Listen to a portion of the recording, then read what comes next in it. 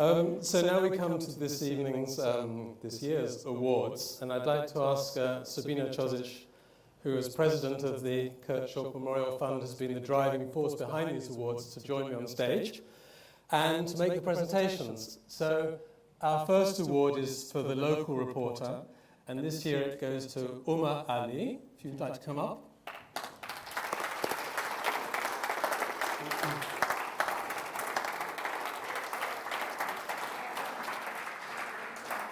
So you can read Umar's stories on the website. They're there. They're obviously about Pakistan, and the judge's citation reads as follows. I'm going to read it out, and then he can say a few words. Umar Ali tackles the sensitive issues such as blasphemy laws, the underprivileged, minorities, ghettos, and ethnic tensions in a country where journalism is a dangerous profession and criticism of mainstream opinion a high-risk strategy. Using elegant and concise prose, Umar Ali produced engaging features which combine personal and human interest with a broader ethical and social perspective. His articles went behind the daily headlines to consider causes of violence and social problems. And in doing so, he directly touched many tensions in Pakistani society that have a wider global relevance. Thank you. Thank you, Stephen.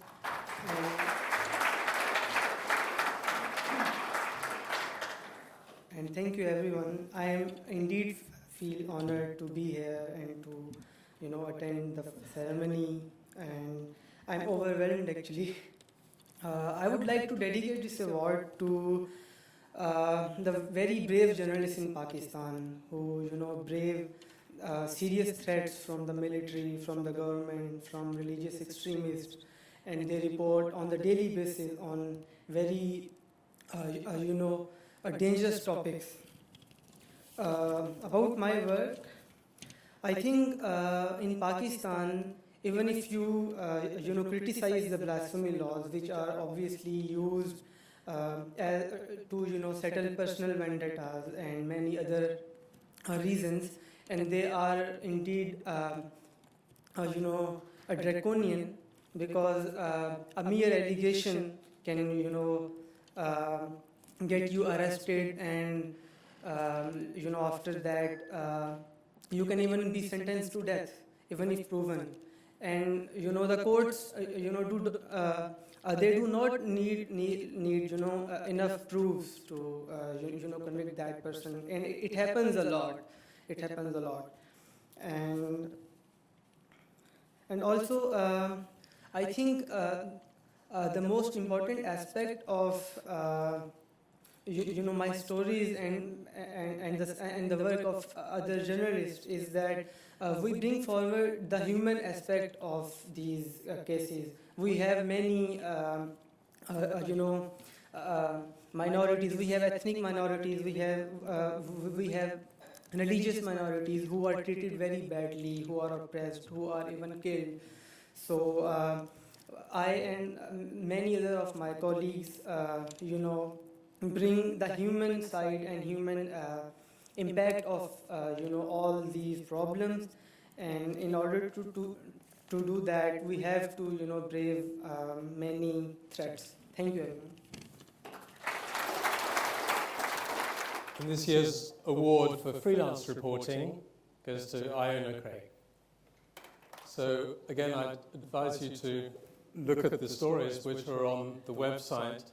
But Iona Craig, the judges wrote, Iona Craig's undercover stories from Yemen, the most underreported conflict area in the Middle East, are beautifully written and full of empathy. At significant personal risk, she reveals much of what lies behind the region's current crisis, with an on-the-ground eyewitness perspective, stemming from impressive personal initiative, which is at the heart of great journalism. These were rich, well-written features which left the reader better informed and emotionally engaged. Courageous, too, in her political assessments, where she is unsparing in her judgment about US and UK involvement in Saudi Arabia's attacks against the Houthis.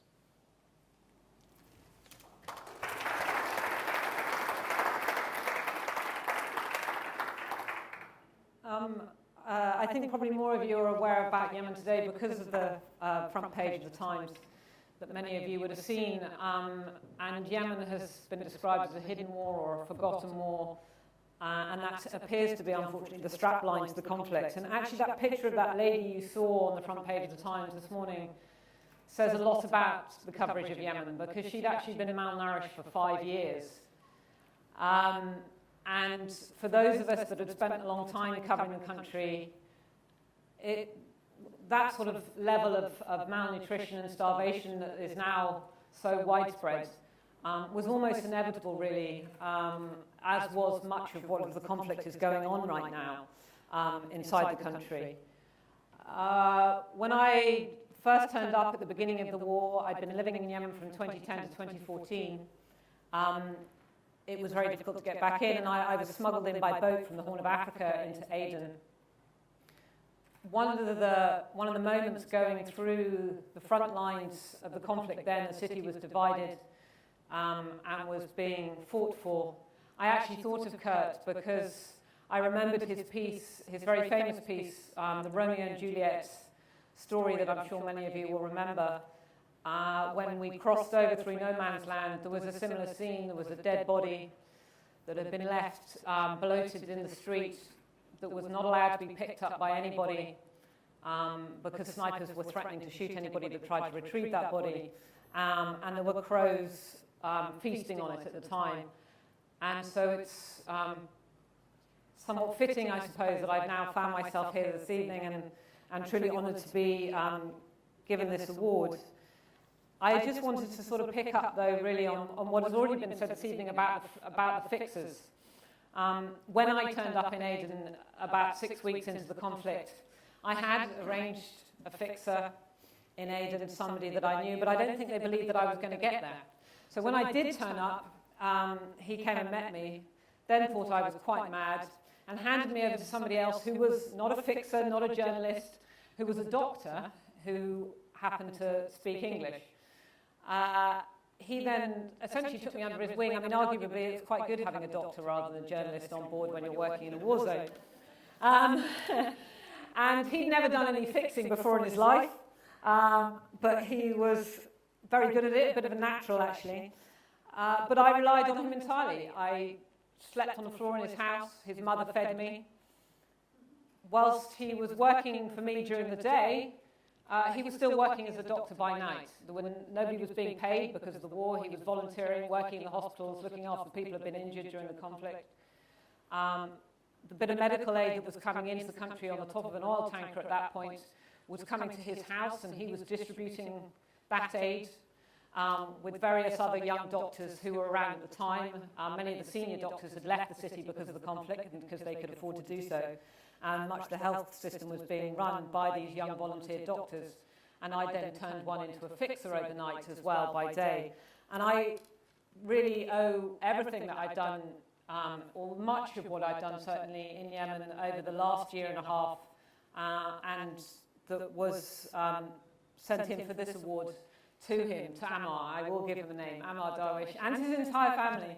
And it is very hard for us to repay that debt that we owe, particularly as freelancers. It's incredibly challenging to try and reward that with money, and actually someone like Ammar wouldn't take that money even if you offered it. So each time I've gone back, I've taken some form of gifts. The second time I went back, my bag was lost somewhere between Djibouti and Kenya. But in my hand luggage, my carry-on luggage on the boat, was the largest fan I could find that ran on batteries because there's no electricity inside Aden at the time, and it was 40 degrees, and a Manchester United football shirt. Unfortunately, the bar is being raised, particularly as the more successful my reporting becomes. This time there was a request for a bicycle. So I now have the challenge of trying to get a bicycle somehow to Aden.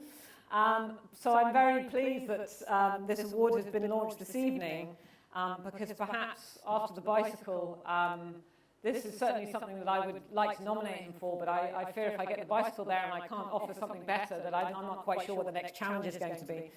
So it is absolutely down to these fixers. I don't even, as we've said already this evening, is really an appropriate name. I have dragged him all over the country, and his family, his entire family, have looked after me tremendously well. And I owe a huge amount to him and his brothers and his mother, who's a great cook. And I wouldn't be standing here today receiving this award if it wasn't for Ammar and all the work that he's done. And he still is a doctor as well as now a great fixer. So to add really to that is that whilst we walk away and leave, and this is the hardest thing now, is I'm not living in Yemen, is that I'm going away and coming and going from the country, is always that you're leaving those people behind. And whilst we may call it a hidden war or forgotten war, it's the people who are left behind. It is not forgotten. It's always there for them. It's a constant.